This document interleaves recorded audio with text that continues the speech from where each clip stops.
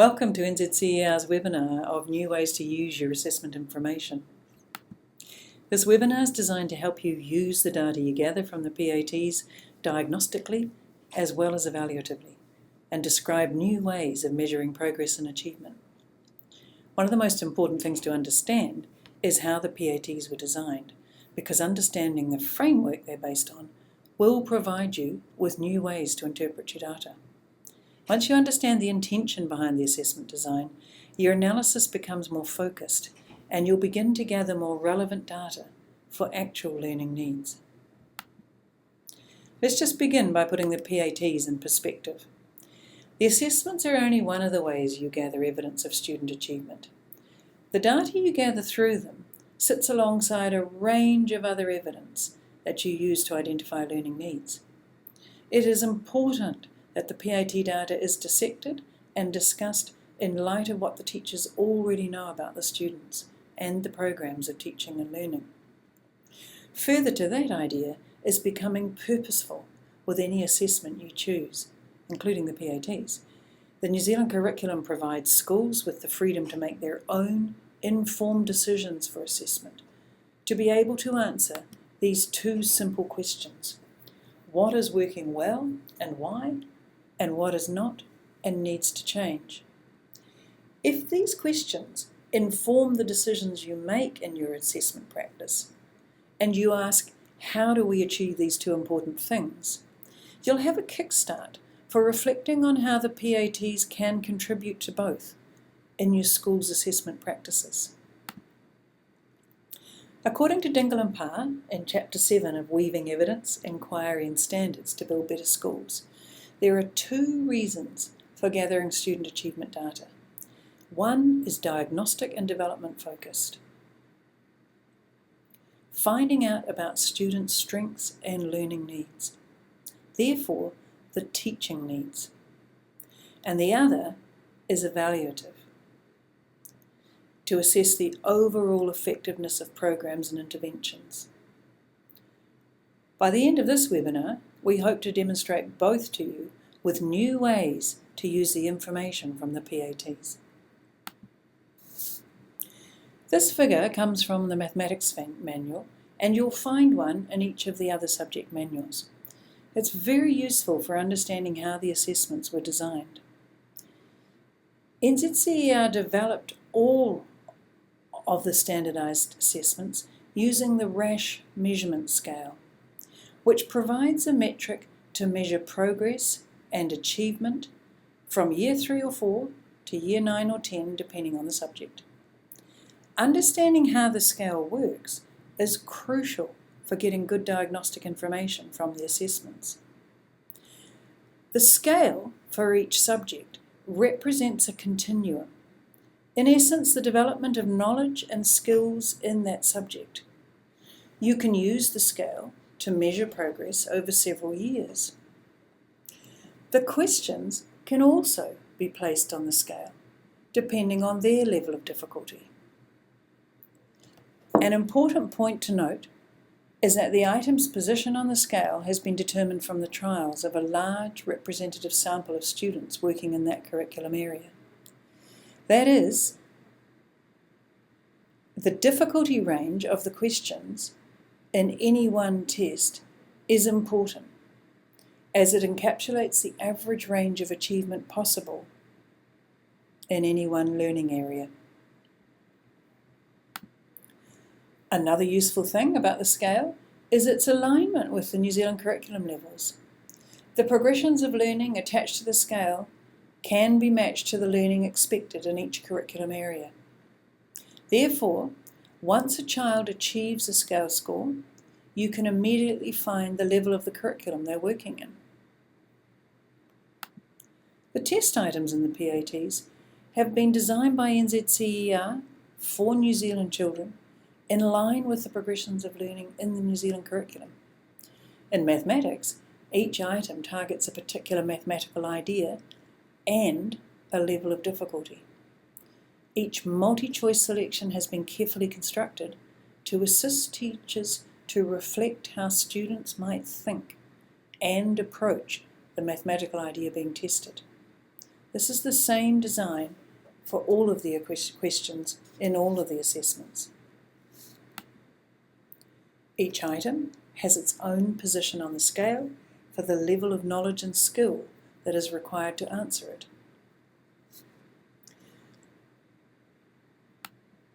When you realise you can follow one student's progress over 5 or 6 years on the same scale, the scale score becomes a much more meaningful way to track achievement.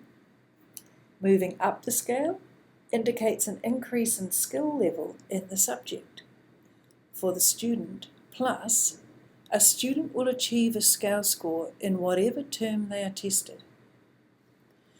Not only can you track progress over time, you can also measure their progress between 2 time points of sitting the PAT, perhaps pre and post a specific intervention or program that you're running. From the trials, which were completed in Term 1, there are average scale scores for each year group at Midstay 9.5, and they can be used to give you a rough indication of expected progress over 1 year. There are tables in Part B of every manual with those details, or you can look for our PAT Scale Score PDF elsewhere on this website.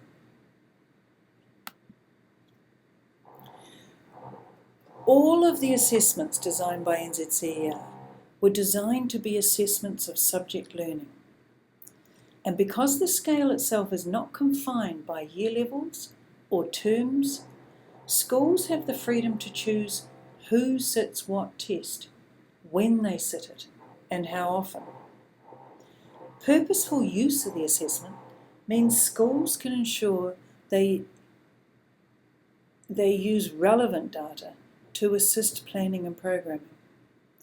The PATs were designed to show progress and achievement in a subject, and the scale itself provides proof of progress in learning. Each PAT also has helpful and specific scale descriptors in the back of each manual that describe the types of knowledge and skill required to answer test items at different points on the scale. These scale descriptors become diagnostic tools, a little like exemplars, and they're indicators for what a student can and can't do and what their next steps are. They're aligned with the curriculum, and they become another tool to help teachers determine progress and achievement for each subject. Some of the assessments have overviews of learning, which provide progressions of learning in the subject. These overviews are then supplemented with more precise examples of questions at different levels of difficulty on the scale, and a more comprehensive description of the knowledge and skill a student acquires as they move up the scale.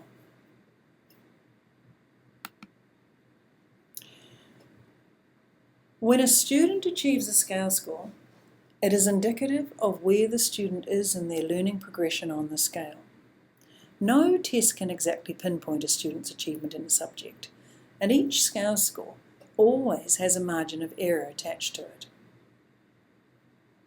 This makes sense because it takes into account that if the student sat the same test over several days, the raw score would probably vary a little. Applying the margin of error acknowledges that and defines the area of the scale and or the level of the curriculum the student is working in. Teachers can have confidence that this is accurate as long as the tests were administered correctly. On the student report, you can see that the questions are also arranged against the scale, indicating their level of difficulty. So how does this knowledge of the scale impact which test you choose for each student? In front of the manuals, there's a table offering recommended year levels for each subject. On the whole, that guideline will work, as most students progress through the curriculum at the expected rate. However, we know that in any 1 year group you can have students in 2 or maybe even 3 curriculum levels, and the recommended year level test may not be appropriate for every student. In every manual there's a paragraph titled Choosing a Test. It states clearly that you will get the best diagnostic information about what a child can and can't do when you choose a test that matches their ability. If we review this mathematics diagram again, you can see that if you have a very bright Year 4 who is working confidently at curriculum level 3, approximately 50 to 55 scale scores, choosing the recommended test 1 for their year group will have a ceiling effect on the scale score they could achieve. Similarly, a flooring effect takes place if you have a struggling student who is sitting a test that is too hard for them. There may be no questions they can answer correctly. Schools have the freedom to choose which test a student should sit and can personalise their assessment practice to ensure it is relevant to individual learning needs. With the appropriate test for the student's ability, the teacher and student will gather much more relevant information in the area of the curriculum they're working in. Choosing different tests won't affect the student's stay nine for Term 1.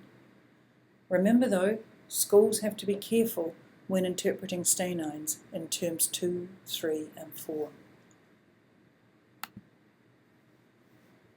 If we look at this demo report of a student in Year 4 sitting the recommended test for her year group, it will explain how choosing the appropriate test makes a difference. Emily's scale score is 11.7. You can see the dashed lines indicate the margin of error of 4.8, either side of the scale score she achieved.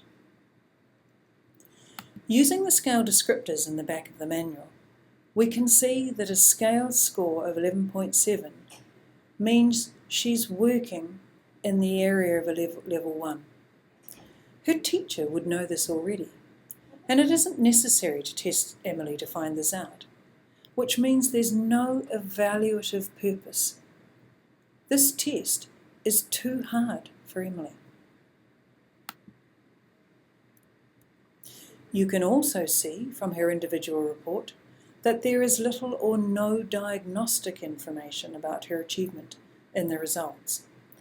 Emily is not yet ready to sit Test 1, and no purpose is achieved by having her go through the process.